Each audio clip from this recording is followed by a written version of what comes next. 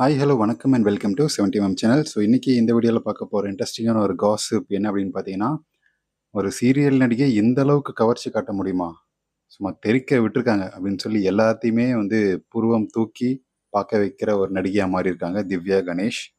So big பாஸ்க்கு அப்புறம் இவங்களுடைய ஆட்டம் எந்த மாதிரி இருக்க போகுது அப்படின்றதான் எல்லாருடைய பேச்சாக இருந்துச்சு. இனிமே மற்ற நடிகைகள் மாதிரி, அதாவது முன்னாடி இருந்த சீசன்லலாம் டைட்டில் வின்னர் ஆகிட்டு அப்படியே காணாமல் போயிடுவாங்க நிறைய பேர். அந்த மாதிரிலாம் இந்த சீனே இங்கே கிடையாது அப்படின்ற மாதிரி நடிகை திவ்யா கணேஷ் சீரியல் நடிகையாக இருந்துட்டு சினிமாவில் வாய்ப்புகள் தேடிட்டு இருந்தாங்க. பெருசாக அமையல. ஆனால் ஒரு பாதி பிட்டு பாதி கதை அப்படி இருக்கக்கூடிய ஒரு பிட்டு படம் அப்படின்னு சொல்லலாம். அந்த படத்தில் நடிகைக்கு வாய்ப்பு கிடைக்கிது. கொஞ்சம் கூட செகண்ட் தாட்டே இல்லை, கண்டிப்பாக பண்ணலாங்க அப்படின்னு சொல்லி இறங்கி அடிச்சிருக்கிறாங்க நம்ம திவ்யா கணேஷ். ஸோ அதுக்கான ரீசன் என்னன்னு பார்த்தீங்கன்னா, மற்ற எல்லா நடிகைகளுமே கொஞ்சம் யோசிப்பாங்க. மெயின் ஸ்ட்ரீமில் இருக்கக்கூடிய நடிகை எல்லாமே யோசிப்பாங்க. ஆனால் இந்த நடிகை எப்படியாவது மேலே வந்தால் போதும், வளர்ந்தால் போதும் அப்படின்ற ஒரு தாட் மட்டும் தான் அவங்களுக்கு ஓடி இருக்குது அப்படின்றது அவங்களுடைய கருத்தாக இருக்குது. ஸோ அந்த ஆஹா அப்படின்ற பிளாட்ஃபார்மில் ஒரு சீசன் 3 ஒரு சீரீஸ் மாதிரி, அந்த இஷ் அப்படின்ற ஒரு சீரீஸில் 2 சீசன் போயிருக்கு. அதை நம்ம பெருசாக பார்த்ததில்ல. ஆனால் இந்த சீசன் தான் எல்லாருடைய டாக் ஆஃப் த டவுனாக மாறி இருக்குது. அதுக்கு காரணம் அதில் சூஸ் பண்ணியிருக்கக்கூடிய நடிகைகள். ஸோ திவி, தெலுங்கு கவர்ச்சி நடிகையான திவி அவங்க இருக்காங்க. ஸோ அவங்க சரியான கவர்ச்சி காட்டுவாங்க. அவங்களோட சூப்பராக இருக்கும் அவங்களோட துப்பல் வியூ எல்லாம்.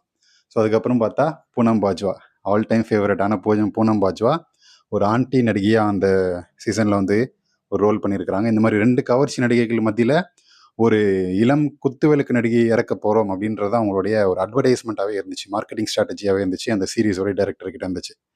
ஸோ அப்படி யாரா அந்த குத்துவிளக்கு நடிகை கவர்ச்சி காட்ட போகிறாங்க அப்படின்னு பார்த்தா, சர்ப்ரைஸ் என்ட்ரியாக திவ்யா கணேஷன் இறக்கி விட்டுருக்குறாங்க. யாருமே எதிர்பார்க்கல திவ்யா கணேசன் இந்த சீரீஸில் இந்த மாதிரி ஒரு கவர்ச்சியான ஒரு சீசனில் வருவாங்க அப்படின்னு சொல்லி.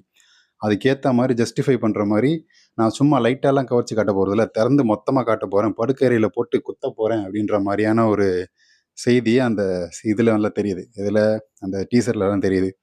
ஒரு கோட்டை கழட்டுறாங்க, முன்னாடி மாங்கனிகள் அப்படியே தெரியுது, முக்கால்வாசி தெரியுது. அதுக்கப்புறம் படுக்கறையில் மேலாடை இல்லாமல் எகிரி எகிரி ஆட்டம் போடுறது எல்லாமே நல்லாவே தெரியுது. ஸோ இந்த மாதிரி திவ்யா கணேசன் கிட்டேருந்து, அதுவும் குத்துவிளக்கு நடிகைகள்கிட்ட இருந்து வரக்கூடிய கவர்ச்சி எல்லாமே நம்ம ஃபேன்ஸு சப்ஸ்கிரைபர்ஸ்க்கு எல்லாமே தெரியும். ஹோம்லியாக இருக்கக்கூடிய நடிகைகள் கிட்டேருந்து வரக்கூடிய கவர்ச்சி எப்போவுமே மதிப்பு கூட. ஸோ நார்மலாக பூனம் பாஜ்வா கிட்டேருந்து வர கவர்ச்சியை விட திவ்யா கணேசன் கிட்டேருந்து வர கவர்ச்சிக்கு மவுஸ் அதிகம். ஸோ அதனால தான் அந்த சீசனை பற்றி எல்லாருமே பேச ஆரம்பிச்சிருக்கிறாங்க. ஸோ இந்த சீரியல் நடிகையுமே சும்மா சொல்லக்கூடாது.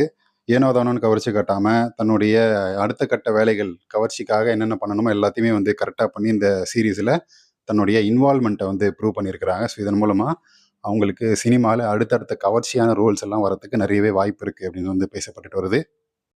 ஸோ நீங்கள் என்ன நினைக்கிறீங்க நடிகை திவ்யா கணேசனுடைய கவர்ச்சியை பற்றி? உங்களுடைய கமெண்ட் செக்ஷனில் மென்ஷன் பண்ணுங்கள். எனக்கு ரொம்ப பிடிச்சிருந்துச்சி, தெறிக்க விட்டாச்சு.